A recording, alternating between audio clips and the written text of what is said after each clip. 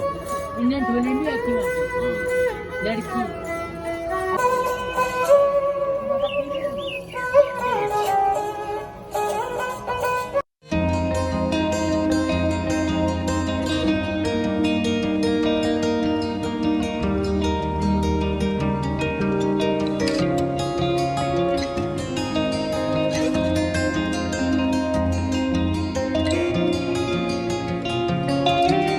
नमस्ते दोस्तों, welcome to भटकंती ट्रैवल व्लॉग्स। तो रिसेंटली मैंने पुणे टू लेह लद्दाख राइड किया। तो राइड में तो बहुत मज़ा आया क्योंकि ऑलमोस्ट 15 डेज का राइड था हमारा। तो हमने पूरा जयपुर कवर किया, अमृतसर का गोल्डन टेम्पल कवर किया, जम्मू कश्मीर, सोनमार्ग, लेह लद्दाख, मनाली, इतनी सारी जगह हमने 15 दिन में कवर कर ली। ये सब पॉसिबल है क्योंकि हम पूरा बाइक पे गए थे। तो दोस्तों, अभी हम बात करेंगे जयपुर में घूमने के बारे में। तो हमारे पास एक ही दिन था, तो आपको इस वीडियो में बताऊंगा कि एक दिन में जयपुर पूरा कैसे कवर करना है। तो जयपुर में 5 इंपॉर्टेंट जगह है, तो आपको ये कवर करनी है। तो वो 5 इंपॉर्टेंट जगह, हवा महल, जंतर मंतर, सिटी पैलेस, ये 3 जगह आसपास में ही है। तो आप हवा महल के पास जाएंगे तो ये 2 जगह भी घूम सकते हैं, सिटी पैलेस और जंतर मंतर। उसके बाद आपको जाना है आमेर फोर्ट, जो है चौथी जगह। तो आमेर फोर्ट के पास और कुछ जगह है, मीराबाई टेम्पल है।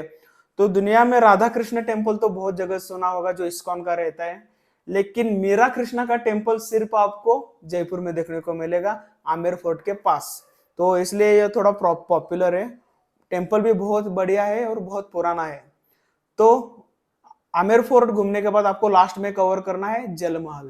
तो आपकी ये 5 इंपॉर्टेंट जगह कवर हो जाएंगे तो आपका ऑलमोस्ट जयपुर खत्म हो गया बोल सकते हैं आप।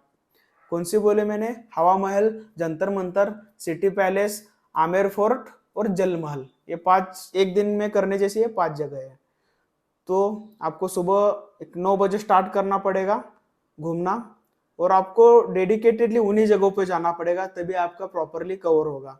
नहीं तो रिक्शा वाले क्या करते हैं, आपको वैक्स म्यूजियम, खजान वाले, ये सब टाइम पास जगहों पे लेके जाते हैं, जिधर आपका पैसा और टाइम वेस्ट होता है। तो पैसे का तो छोड़ दीजिए, लेकिन आपका अमूल्य टाइम है। हमने एक ही दिन डिसाइड किया था और एक दिन में हमको सब कवर करना था, लेकिन 2 जगह उस टुक टुक वाले की वजह से रह गई। तो दोस्तों, अभी टाइम वेस्ट नहीं करते हैं। तो इस वीडियो में आप देखने वाले हैं आमेर फोर्ट, जल महल, मीराबाई टेम्पल। तो दोस्तों, चलो वीडियो शुरू करते हैं। तो वीडियो शुरू करने से पहले थोड़ी सी रिक्वेस्ट है, थोड़ा सब्सक्राइब कर लीजिए और बेल आइकन भी प्रेस कर लीजिए। थोड़ा सब्सक्राइबर इंक्रीज रेट थोड़ा कम हो गए। तो दोस्तों, आई नीड योर सपोर्ट। तो please subscribe and don't forget to comment how was the video, and if I need to do some improvements, I'm ready for it. Please let me know it about it in comment section. तो दोस्तों, चलो video start करते हैं।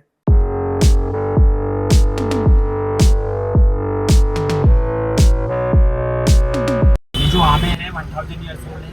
Okay. ये जो आप किला देखने जा रहे हो, ये 400 साल पुराना किला है। ओके। इसको किले को बनाने में सर 137 साल लगे। जो सामने देख रहे हो बाउंड्री वॉल, किले की सेफ्टी वॉल है, 12 किलोमीटर की दूरी में है। पूरी बाउंड्री वॉल के अंदर 7 वाच टावर है। ओके। जो सामने देख रहे हो, ये अकबरी मस्जिद है सामने, क्योंकि अकबर का ससुराल था। जोधाबाई का नाम सुना होगा आपने। यस। तो जोधाबाई आमेर के रहने वाले थे, अकबर के साथ उनका शादी हुआ था। तो यहाँ के जो राजा सवाई मानसिंह थे, उन्होंने अकबर के लिए मस्जिद बनवाई। 3 राजाओं ने इसको मिलकर बनाया था ना, 3 राजाओं ने मिलकर बनाया था। ओके। इस किले को बनाने में 137 साल लग गए थे। ओके। कंप्लीट जो किया था वो जो सवाई जय सिंह ने किया था। सवाई जय सिंह को फिर यहाँ जगह कम लगी, पहाड़ी इलाका था, जगह कम लगी, उन्होंने फिर जयपुर शहर बसाया। तो आज तो अगर राजा से कोई मिलना होता था तो यहाँ संतरी बैठता था, यहाँ संदेशा दिया जाता था कागज पे कि फला गाँव का मुखिया आपसे मिलना चाहता है। ये संदेशा फिर राजा के पास जाता था, फिर अगले की अगर मूड है मिलने का मिलता था तो नहीं मिलता। और ये जो हवेलियाँ देख रहे हो, राजा के जो साहूकार लोग हुआ करते थे ना पहले, जो गाँव में से लगान लेके आते थे, जैसे धान वगैरह जो खेती बाड़ी होती थी उसका जो 50% राजा का होता था, उन लोगों की हवेलियाँ आई, उनकी फैमिली रहती थी। तो सामने ऊपर में देख रहे हो सर, वो 2 छतरियाँ, वो 2011 अभी पिछले साल बिजली गिरी थी यहाँ पर, तो 11 लोग ऑन द स्पॉट खत्म हुए थे वहाँ पर। राजा का कितना कमीशन रहता था? 50% उसका होता था ना सर। पन्ना मेना के कुंड की गहराई 200 फीट है। 8 मंजिले इस बावड़ी में करीब 1800 सीढ़ियां देखने को मिलती है।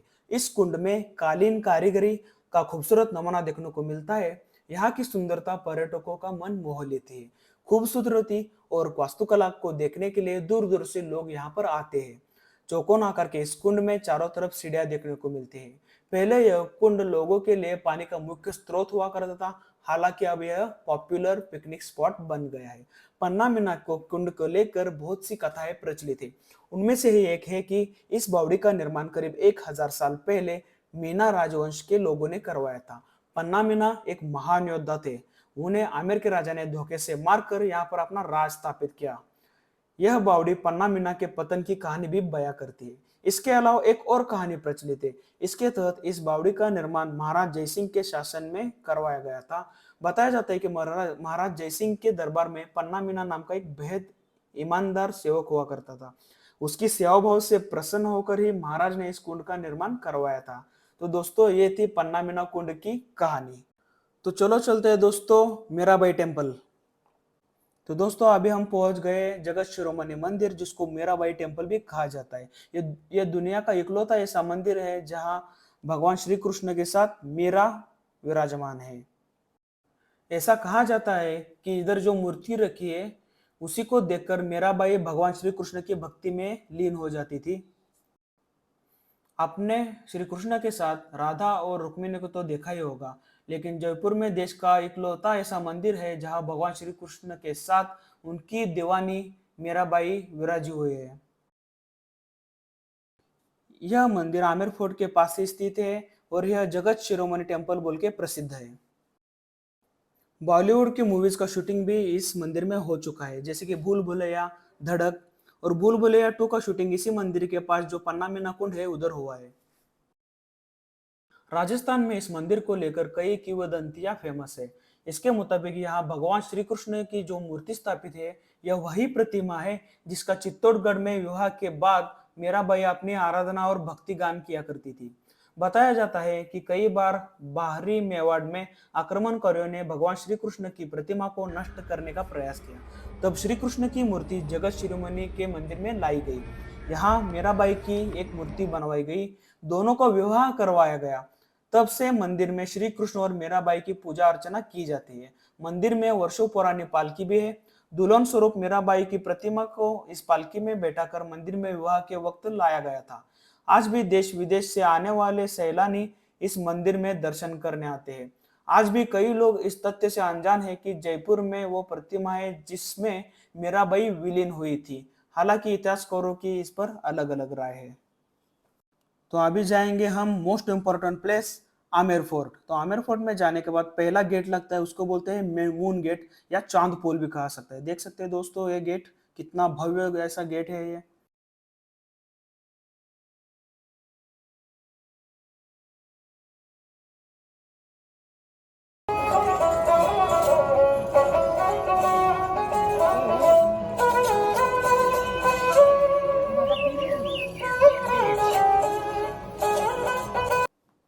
आमेर का किला भारत के सबसे बड़े किलों में से जाना जाता है। यह किला अरावली पर्वत की चोटी पर स्थित है। आमेर का किला अपनी वास्तुशिल्प कला और पौराणिक इतिहास की वजह से पूरे विश्व में प्रसिद्ध है। आमेर के किले में की गई कारीगरी और बेजोड़ नक्काशी यहाँ पर आने वाले पर्यटकों को अपनी ओर आकर्षित करती है और पर्यटक फोटोग्राफी और वीडियोग्राफी का भरपूर आनंद उठाते हैं। अगर आमेर के इतिहास और इस किले के निर्माण पर नजर डालें तो यह पता चलता है कि आमेर पहले सूर्यवंशी कछवाओं की राजधानी रह चुका है, जिसका निर्माण मिनास नामक जनजाति द्वारा करवाया गया था। इतिहासकारों की माने तो राजस्थान के इस सबसे बड़े आमेर किले का निर्माण 16वीं शताब्दी में राजा मानसिंह प्रथम द्वारा करवाया गया था, जिसके बाद करीब 150 सालों तक राजा मानसिंह के उत्तराधिकारियों और शासकों ने इस किले का विस्तार और नवीनीकरण का काम किया गया था। जयपुर से पहले मौर्य राजवंश की राजधानी आमेर ही थी। इसके बाद सन 1727 में सवाई जयसिंह द्वितीय शासन ने अपने शासनकाल के दौरान अपनी राजधानी आमेर से जयपुर को बना लिया। भारत के सबसे प्राचीनतम किलों में से एक आमेर के किले को पहले कदीमी महल के नाम से जाना जाता था। इसके अंदर शिला माता देवी का मशहूर मंदिर भी स्थित है, जिसका निर्माण राजा मानसिंह द्वारा करवाया गया था। कुछ लोगों का मानना है कि इस किले का नाम आमेर भगवान शिव के नाम अंबिकेश्वर पर रखा गया था, जबकि कुछ लोग ऐसा कहते हैं कि इस किले का नाम माँ दुर्गा का नाम अंबा से लिया गया है। आमेर का किला पारंपरिक हिंदू और राजपूताना शैली में बनाया गया है, जिसको संगमरमर और बलुआ पत्थरों से बनाया गया था। इस किले में आपको प्राचीन शिकार शैलियों और महत्वपूर्ण राजपूत शासकों के चित्र देखने को मिलेंगे। आमेर का किला 4 भागों में विभाजित है, जिसका प्रत्येक भाग अपने अलग अलग प्रवेश द्वार और आंगन से सजा हुआ है। इस किले के मुख्य द्वार को सूरजपोल या सूर्य द्वार कहा जाता है, जो मुख्य प्रांगण की ओर जाता है। पूर्व की ओर स्थित इस प्रवेश द्वार का नाम सूर्य द्वार उगते सूर्य के संबंध में इसकी स्थिति की वजह से पड़ा है। इस किले में सीढ़ियों की मदद से आप महल परिसर में जलेब चौक नामक एक प्रभावशाली प्रांगण की तरफ पहुंच जाते हैं। यह सीढ़ियां शिलादेवी मंदिर की ओर जाती है। जलेब चौक का उपयोग सेना द्वारा अपने युद्ध के समय को फिर से प्रदर्शित करने के लिए किया गया था, जहां महिलाओं को केवल खिड़कियों के माध्यम से देख सकती थी। आमेर का किला बहुत ही रहस्यमय किला माना जाता है। जयपुर के आभूषण के रूप में यह किला सुंदर वास्तुकला और समृद्ध इतिहास के लिए प्रसिद्ध है, लेकिन इस किले में कई रहस्य और राज भी छुपे गए हैं। 17वीं शताब्दी में निर्मित इस किले में राजा मानसिंह का खजाना छिपा हुआ है, मगर आज तक उसकी प्रामाणिक पुष्टि नहीं हुई है। कोई भी इस किले की कई घटनाओं और तथ्यों को आज भी स्पष्ट नहीं कर सकता। यहाँ के स्थानीय लोगों के मुताबिक कहा जाता है कि इस किले को निर्माण में 100 साल का समय लगा था, जो आज भी अस्पष्ट है। आमेर किले से जुड़े कई रहस्य आज भी अनसुलझे हैं। फोर्ट के अंदर आते हैं पहले तो दीवाने आम देखने को मिलता है। दीवाने आम का निर्माण मुख्य रूप से आम जनता की फरियाद और समस्याएं पर विचार विमर्श करने के लिए बनाया गया था। इस ऐतिहासिक स्थान को शीशे के पच्चीकारी काम के साथ बेहद खूबसूरत नक्काशीदार स्तंभों के साथ बनाया गया है। दीवाने आम में बेहद आकर्षक 40 खंबे बने हुए हैं। तो अभी जो हम देख रहे हैं वो है दीवाने खास। तो दीवाने आम के बाद आपको दीवाने खास भी देखने को मिलेगा, जिसको शीश महल भी कहा जाता है। शीश महल आमेर किले में स्थित खूबसूरत महलों में से एक है। शीश महल को दीवाने खास के नाम से भी जाना जाता है। इस महल में कांच की सुंदर जड़ाई की गई है। इस महल को कई अलग अलग तरह के खूबसूरत कांच से बनाया गया है, इसलिए इस महल को शीश महल कहा जाता है। शीश महल की सबसे खास बात यह है कि रात में इसे प्रकाशित करने के लिए सिर्फ एक मोमबत्ती की रोशनी ही काफी है, और दिन के समय में इस महल में सूर्य की कुछ किरणों से पूरे महल को उजाला मिल जाता है। तो दोस्तों, आप कभी आमेर किला देखने जाते हो तो यह महल जरूर देखिए। दीवाने आम के पास सुख निवास बोल के भी एक जगह है। सुख निवास चंदन और हाथी के दांत से बनाया गया है। कहा जाता है कि यह जगह का इस्तेमाल राजा अपनी रानियों के साथ समय बिताने के लिए करते थे, इसलिए इस जगह को सुख निवास कहा जाता है। यहाँ पर आने वाले पर्यटकों का सुख निवास में की गई कारीगरी और बेजोड़ नक्काशी अपनी ओर आकर्षित करती है।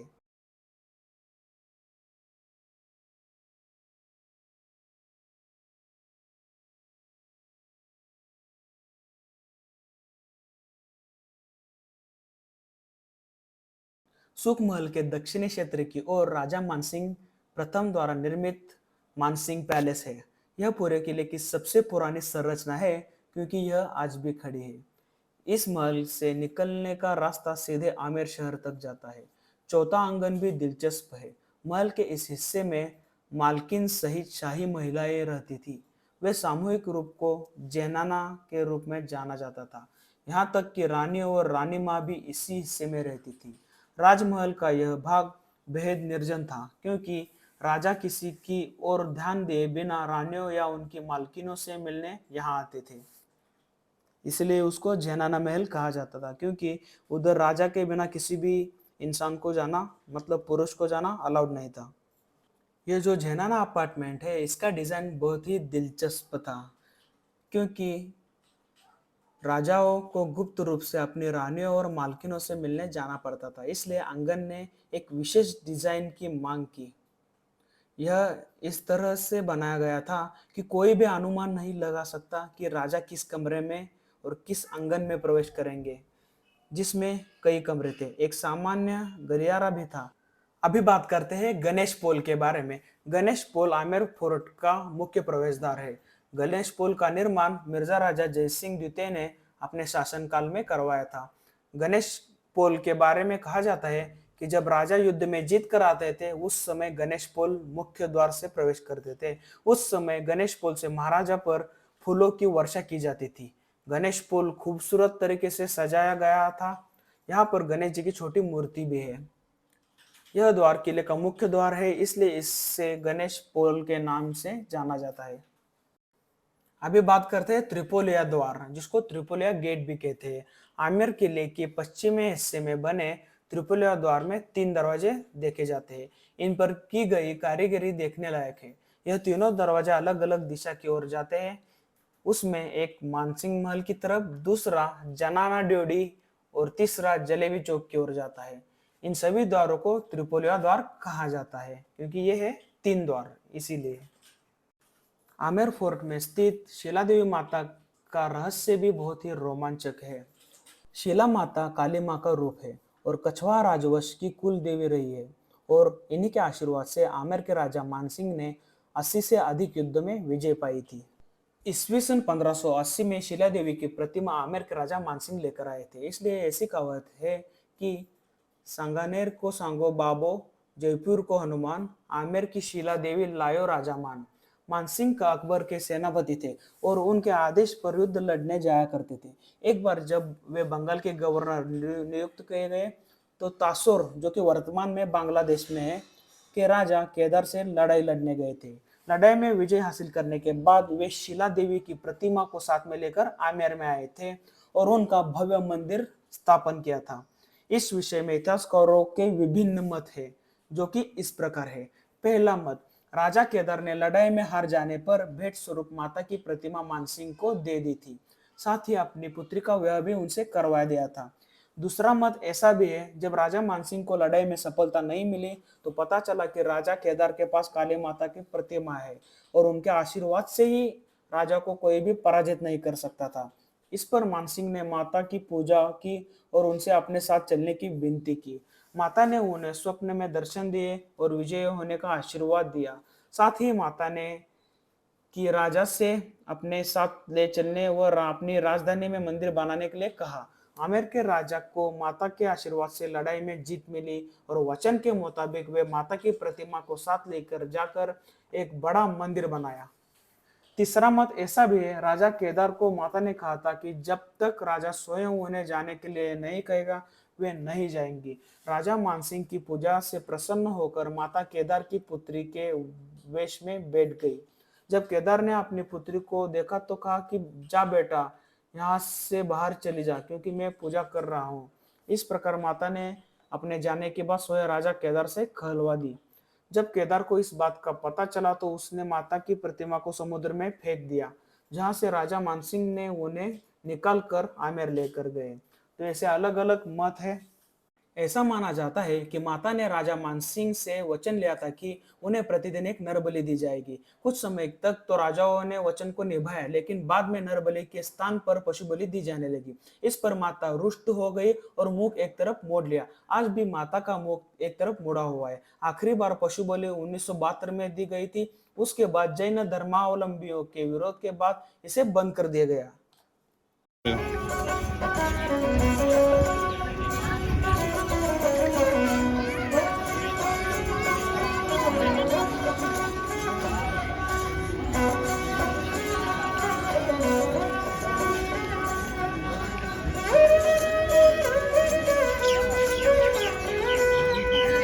क्या सुर है यार उसका? दारू पी गए तेरा आवाज रिकॉर्ड हो रहा है ना।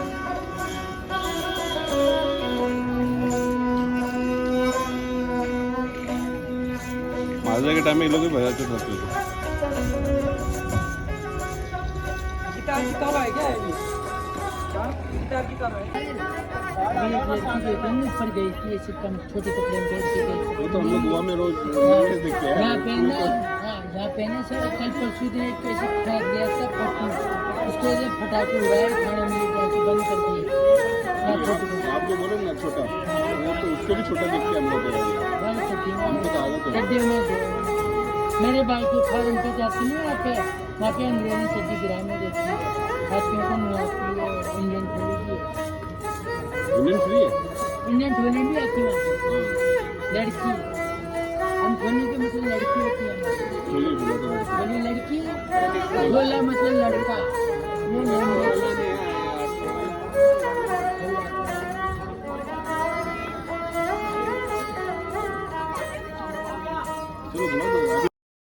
जल महल जयपुर के मानसागर झील के मध्य में स्थित एक प्रसिद्ध ऐतिहासिक महलों में से एक है। अरावली पहाड़ियों के मध्य स्थित यह महल झील के बीचों बीच होने के कारण इस महल को आइबॉल भी कहा जाता है। इस महल को रोमांटिक महल के नाम से भी जाना जाता था। इस महल का निर्माण 18वीं शताब्दी में आमेर के महाराजा जयसिंह द्वितीय ने किया था और इस पैलेस को वाटर पैलेस भी कहा जाता है। इस महल को आंखों को बहाने वाले मनमोहक रूप में बनाया गया था। जल महल की खास बात यह है कि जल महल की 4 मंजिलें हमेशा पानी में डूबी रहती है और ऊपर केवल एक ही मंजिल दिखाई देती है। राजा इस महल को अपने रानियों के साथ कुछ खास समय बिताने के लिए इस्तेमाल करते थे।